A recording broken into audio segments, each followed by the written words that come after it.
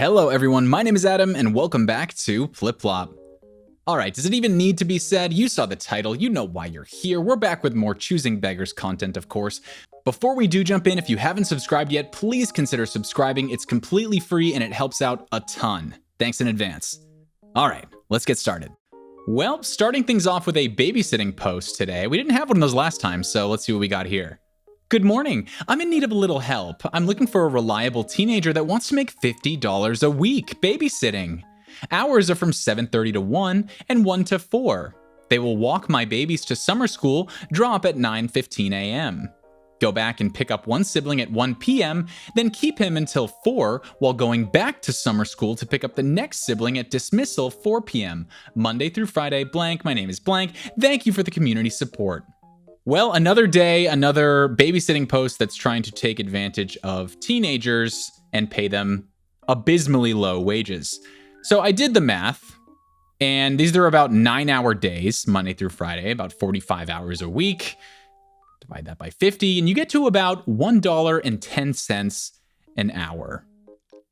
Should be illegal. Probably is illegal, but also should be. Okay, let's see what we got here. Bridezilla? Nope, just a beggar. So an acquaintance is getting married and sent their wedding website/registry. Now, this person wants an over-the-top, for her lifestyle, kind of wedding. Only the partner works, yet the cost of the wedding is about 30 grand right now. How do I know this? Their registry only has cash funds for every single vendor. A regular cash fund and honeymoon fund. They said absolutely no gifts, only contributions to the funds. Everything from the videographer to the wedding dress, and even mani-pedi costs are on there. Another acquaintance recently got married in a small ceremony, and all the person did was talk about how trashy it was, but at least they stayed within their budget. Supposed to be on a guest count of 125, so I guess they expect everyone to contribute at least $250. Mind you, this is all a group of younger people that haven't even finished college yet or have kids. Even crazier, the partner pays for everything. All living expenses, all deposits have been the partner's money because the bride refuses to work at least part-time even when asked by partner. They're a commission-based employee too, so funds fluctuate month to month. They literally just bought bride a car but cut them off from running up the credit card debt. Now we can say, oh, well, it's what partner wants to do because they love the bride. But previous conversations have been, can you work part-time to help? No. What's wrong with the car you have now? I want something else.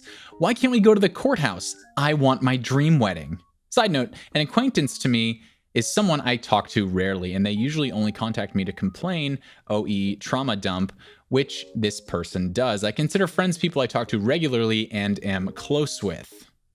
Okay, so really the main kind of choosing beggary thing they're trying to point out here is the registry only asking for cash, which if you've been to a wedding, maybe they've done that too, but there's also other stuff that they may want for the house, like appliances and stuff like that. But it does look a little bit suspect when the wedding is super expensive and they're literally just asking for money from everyone. All right, so for some quick background on this one, Choosing Beggar cancels professional photographer for cheap photos, regrets it, and demands free photos from professional. Client booked me for a wedding at $3,200. This is full package with engagement session, boudoir shoots, engagement party or bachelorette party, and a full day coverage up to 10 hours. She found someone who was only charging her $50 for wedding photos and ended up canceling after paying the deposit, understanding that her deposit was non-refundable as it says on her ticket and contract. I had viewed the other photographer's work when she told me the name during cancellation and could tell it was someone who was either using a phone or just starting in the industry. I assumed since the client was canceling me that she had already done her research and decided that was the kind of photos that she wanted, so I didn't say anything. Fast forward to today, a week after her wedding, she sent me a very long message about how cruel it was that I didn't stop her from switching photographers, and how unhappy she was with her wedding photos, and how I now owe her a newlywed session to make up for my mistake. I have not responded to this client yet, as I really don't know the proper way to respond to something like this. I've never had someone message me saying anything like this at all out of the blue. This should literally be in its own category, like choosing beggar revenge or something. This was very satisfying to read. And also, what is the person thinking that they're going to end up with for $50 wedding photos? All right, the context we were given for this one was crazy person wants a free place to live. Let's see what we got.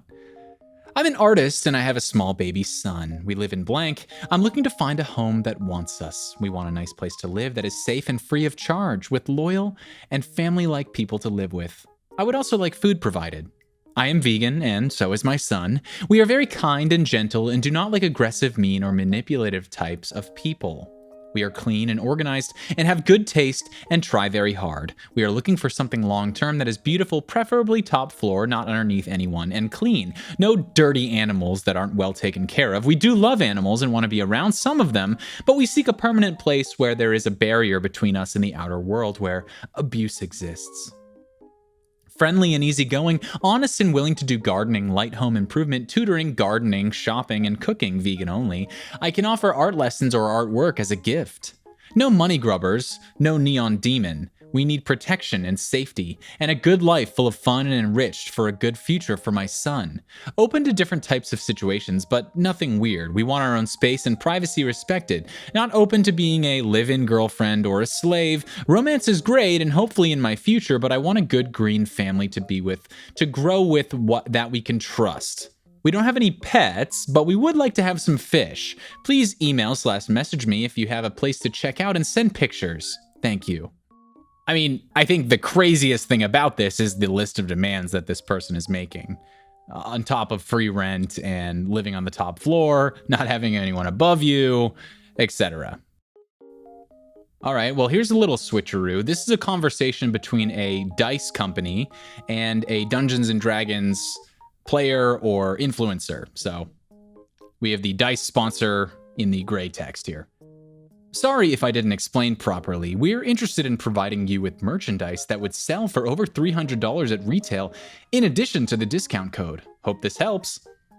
Apologies, blank. Maybe I'm the one who should have clarified. I understood the implication of the arrangement. We are simply not interested in pursuing an affiliate sponsorship of that nature. Thank you. I don't know if I understand. I deal with much bigger people than you, and they're usually happy to be offered such an arrangement. I think maybe you don't completely get what we're trying to do here. Surely your cast and viewers would enjoy our merchandise, and giving it away costs us money. Is that not of value to you? Blank. I'm unable to speak to the motives of others, bigger or smaller. However, I cannot pay my cast with dice. And as much as I'm sure our viewers might love the opportunity to purchase dice at a 10% discount, I'm guessing, based on the typical arrangement for affiliate codes, I very much doubt that it would translate to anything inherently beneficial to me or my team. I thank you again for your time and politely decline the offer. Have a good day. You're clearly not cut out to make it as a creator. Best of luck to you. Enjoy the limited time you have left. Well, I guess this was refreshing. Normally, it's an influencer asking a company for free stuff or sponsorship or whatever, but here we actually have an influencer that is setting boundaries and saying, no, I don't want to take that deal. And then we have the company getting salty, so who knew? Okay, so here we have one of those automated letters that you get once you cancel or stop donating to a company. In this case, it's a wildlife conservation, so let's see what this is. Dear friend, when they told me that your blank membership has expired, I couldn't believe it. I just can't believe someone so dedicated to conservation would walk away from the critical challenges we face. Not when polar bears, the world's largest carnivores on land, with males weighing up to 1,500 pounds, are threatened by habitat loss and global warming and need our urgent help. I don't believe you intended to let your membership expire. I believe you will continue to stand with us, and that is why I'm personally sending you this annual membership renewal. If you respond quickly, your membership benefits will be reactivated, but even more importantly, you will provide the critical funding that your membership provides. Program funds that are needed now to protect polar bears and other species and to preserve the habitat they need to survive. Polar bears are special indeed, but so are supporters like you. I don't want to lose you. Please renew your annual blank membership today. Thank you. Sincerely, blank. P.S. When you joined blank, you made a commitment to wildlife conservation. We still need your help urgently, so please return your annual membership renewal today. Thank you. All right, well, I certainly have my own thoughts, but let's see what the comments say first. It would be much smarter for them to say, "We understand money is tight these days. Thank you for the years of donations. Please think of us again in the future. Cheers." Yeah, pretty much spot on. And then we got, that would immediately go in the trash and they'd never get another dime from me. Why not go with a, "We'd love to continue with you being an important part of our conservation efforts. Please consider donating again this year." Then show the donations, or show how the donations have been spent, have things improved, what issues are still pressing, etc. And there damn well better be a cute baby polar bear on the letter somewhere. The only polar bear on the letter was on the detachable donation slip. What a world. Okay, look, let me start with, I like polar bears and wildlife conservation just as much as the next guy. But the thing that gets me, and maybe this is small, is that they're saying like, "That's why I'm personally sending you this annual membership renewal." No, you're not. That's why you wrote "Dear Friend" at the top and just had a computer plug in everything else. It's an auto-generated letter that gets sent out the second someone stops donating or cancels. So you didn't personally send it. Anyway, I think we'll end it there. So thank you all so much for watching. If you enjoyed the video, please consider giving it a like or letting us know in the comment section down below. And as I said at the beginning, if you haven't subscribed yet, please consider subscribing. It really helps out. Thanks again for sticking around, and we'll see you in the next one.